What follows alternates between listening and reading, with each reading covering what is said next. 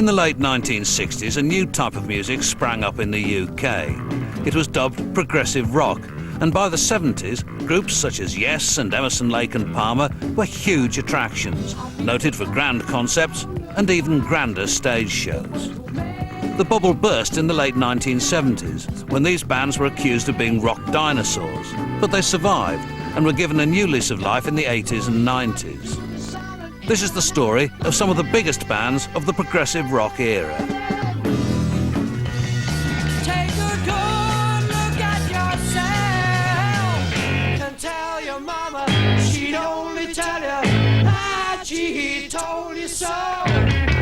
The life you're leading, she won't believe the roots in the life we all know.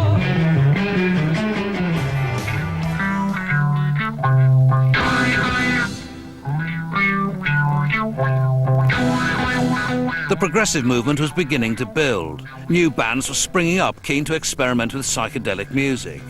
John Anderson, a singer with the Warriors and originally from Lancashire, was drawn to London looking for a new band to join.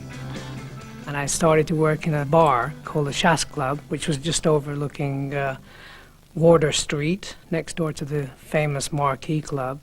And that's where I met Chris. Now, Chris had this band called Mabel Greer's Toyshop.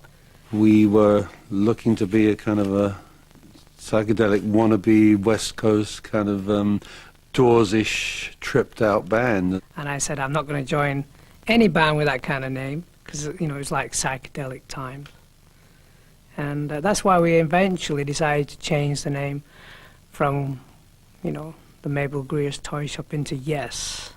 If there ever was a kind of a blueprint for the band, it was to be able to come up with a band that was good instrumentally. And, you know, we used to watch Keith Emerson's band, The Nice, play at the Marquee Club, and we were impressed by their musical ability.